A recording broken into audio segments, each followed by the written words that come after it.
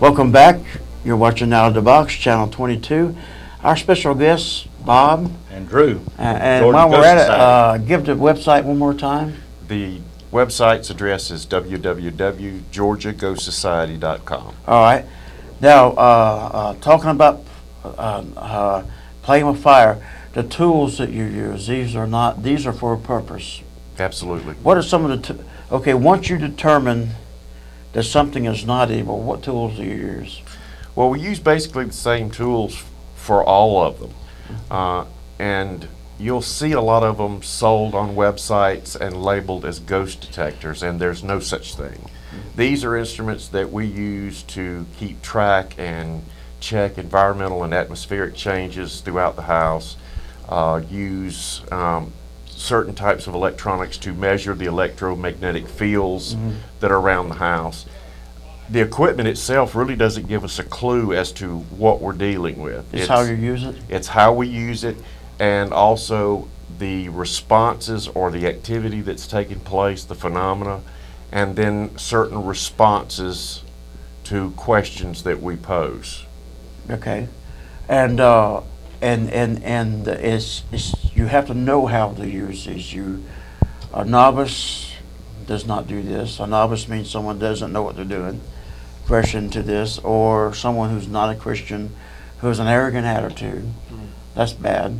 Now, if you determine that this is an evil presence, do you do what you're telling me? You find the source, you go to the Ouija board, and you say, hey, this ought not to be? No. What do you do? Well, it's all like putting a puzzle together. Every little piece of information is a piece to the puzzle. Oftentimes, if we find out that it is demonic in nature, it really doesn't matter if we capture or document anything. At that point, it's time to start looking at, okay, what is it that you want done? We need to get rid of this. We need to deal with it. And that's when we bring the clergy in. The primary clergy that we work with is an Episcopal priest who lives in Dublin, Georgia. His name is Father Andrew Calder. He is a no-nonsense priest. I mean, he takes this work very seriously. And I've heard him tell people, don't waste my time. You know, you have responsible in this. There's certain things you're going to have to do. I can't come wave a magic wand. Now, what are some of the things he tells people to do? Well, if they have a particular religious faith, he urges them to get back into the church to get their lives right back with God. That's the only way you can deal with the demonic. And if they don't have a firm spiritual foundation in the Word of God, there's not really a lot that you can do for them. It's a temporary fix. Okay. And repentance of wrongdoing. Removal of items from the home, maybe? Absolutely. Now, in the Book of Acts, didn't they burn witchcraft items, had a bonfire with them? Yes, it did. Burned them and got rid of them? So you have to eliminate the portal or the whatever you want to call it? Now, generally, if somebody has objects that they believe could be part of the problem, we urge them not to destroy them.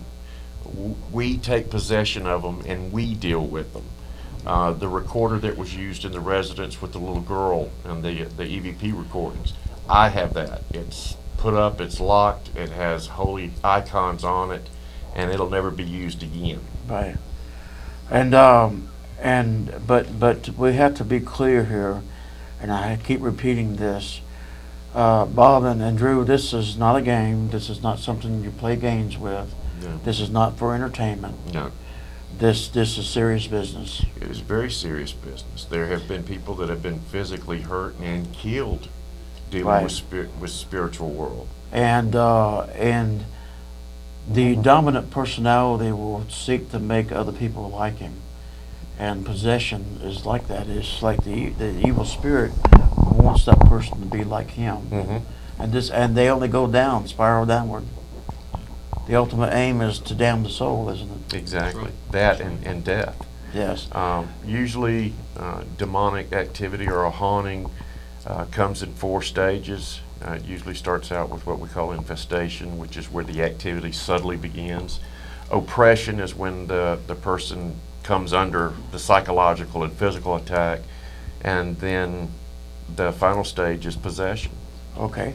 We'll be back in a moment, and we're going to be talking more about this in our closing segment, and give you the website again and contact number and how to fill the application out. And our special guest is Bob Hunnicutt and Drew, forgive me your last name? Drew Hester. Drew Hester from the Georgia Ghost Society.